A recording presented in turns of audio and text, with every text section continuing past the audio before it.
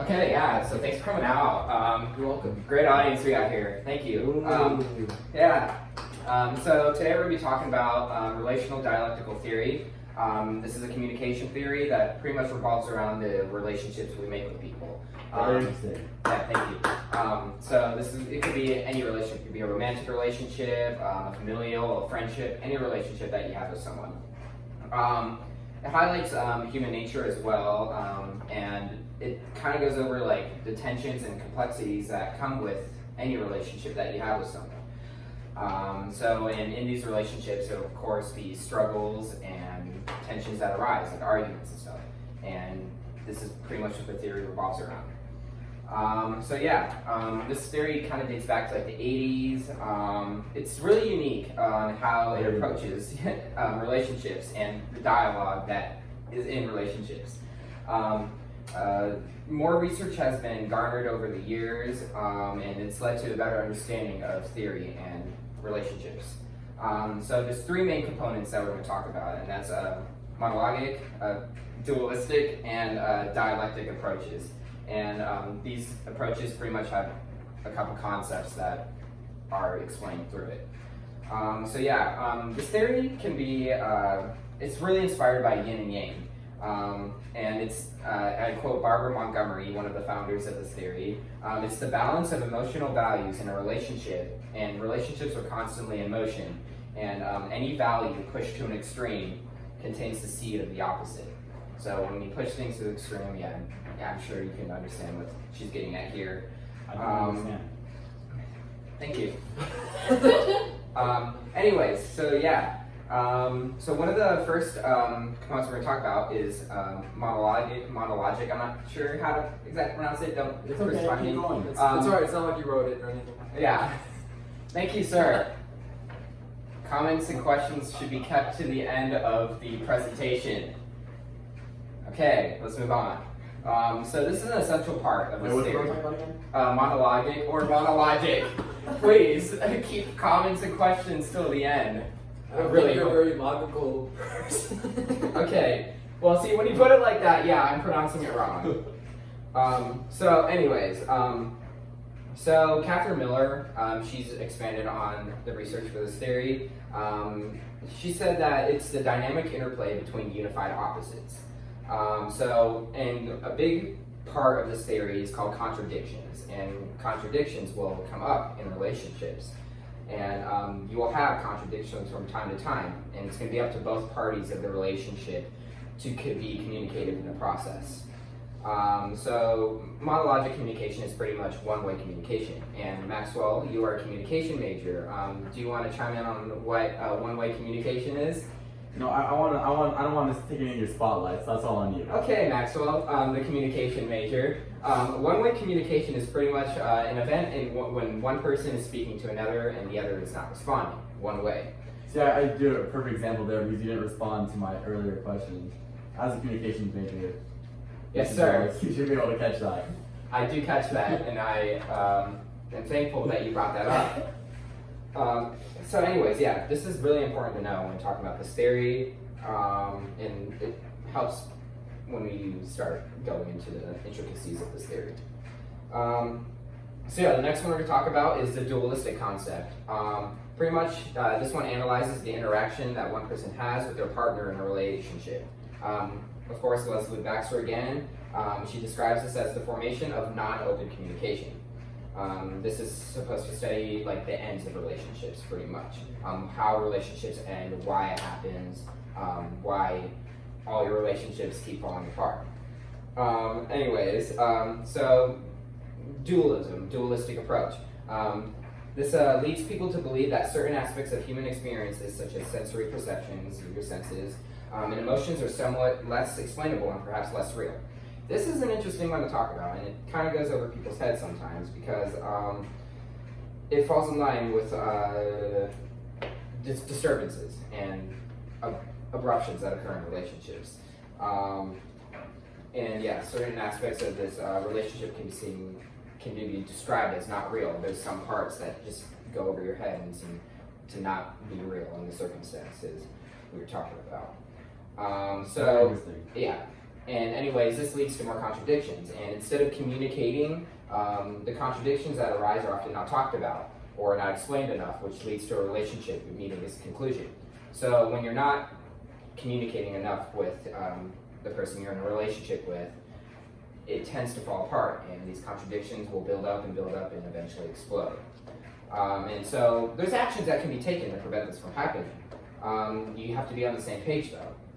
These can range from very small instances such as sitting down and just talking to the person, or you can just completely end the relationship if it's not working out.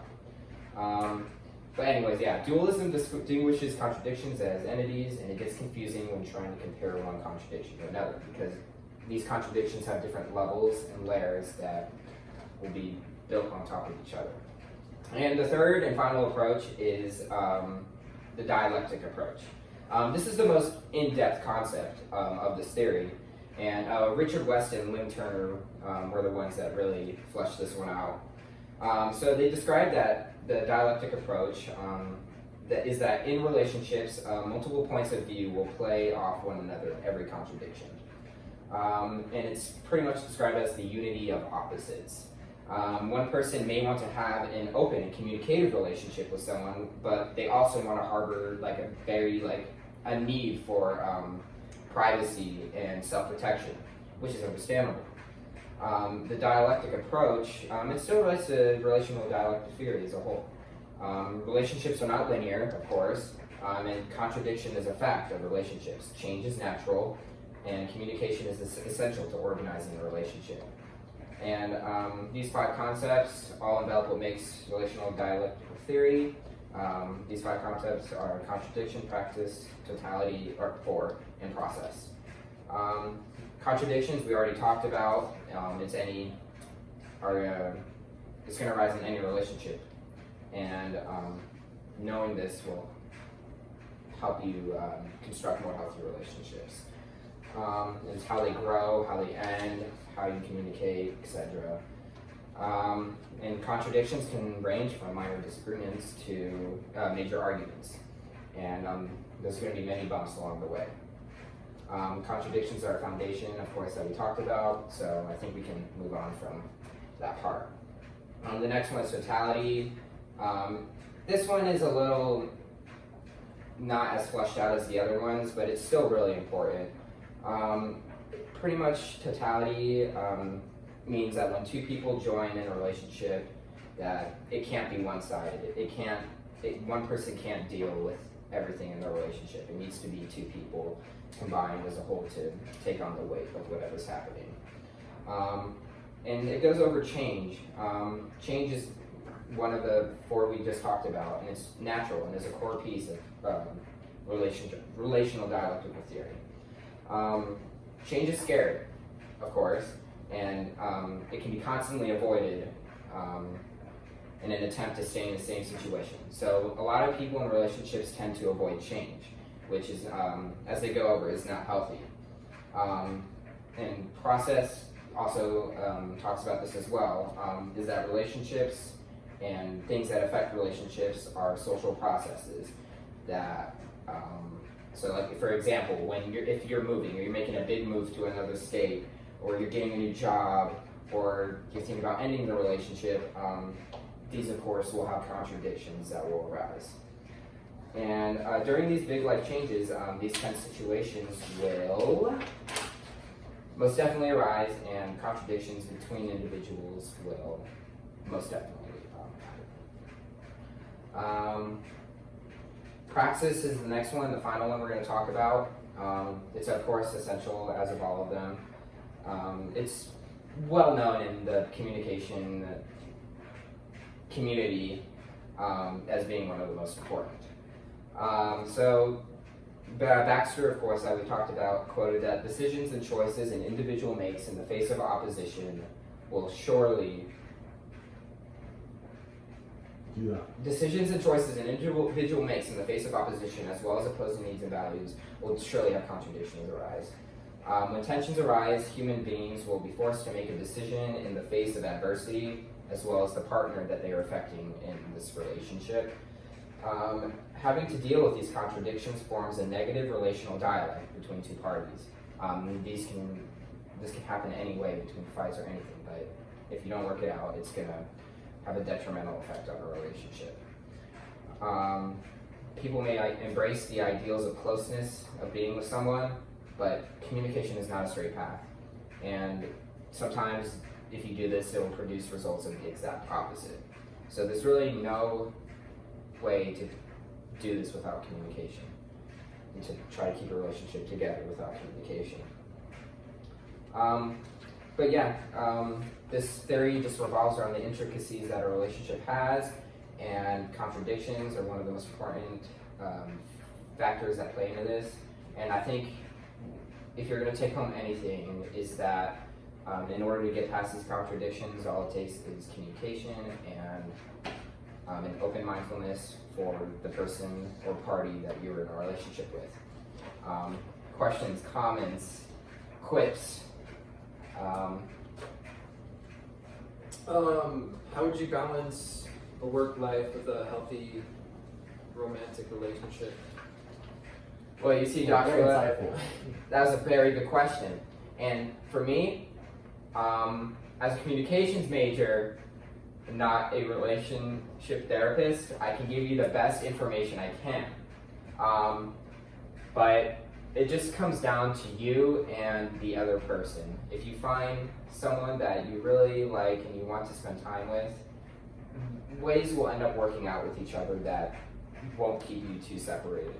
But if you want the people that we're talking about opinion of this is that it's natural and it's going to happen. Like any relationship will have contradictions, and such as change as well. Like say you get a new job or something, it's going to play a part, but it's up to you to be communicative in that process in order to keep the relationship from falling apart. Okay, well, I just have a quick question of, is there anything that you can do that can save a relationship when there's no communication and there's those barriers and walls that is there and they won't come down? I mean, if you tried and tried again for those barriers to come down and be small, it's not a bad thing to end a relationship either. It could be the most healthy thing that you can do at that point. Very true. You shouldn't have to work super hard to keep a relationship together if one or you or the other party doesn't want to stay like that anymore. If that makes sense. No, very like insightful. sometimes ending the relationship is probably the best thing to do in some circumstances. Any other questions from our great audience? My question is, why is this study important? Oh, great question. The study is important because I was actually just writing about this. If I can remember what I wrote correctly, it's a foundation. Relationships are natural for humans to have, and it's in human nature for humans to connect with people and make relationships. And it doesn't have to be romantic. It could also be friendships or relationships with your family. And just knowing this and everything that comes in a relationship and studying relational dialectics gives you a better understanding of how to keep your own relationships and study your own and notice when there is problems and how to solve them.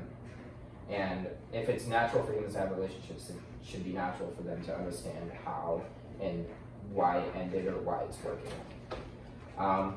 Thank you, audience. How it ended by the drums. Yes, that's a good song. I have one other question.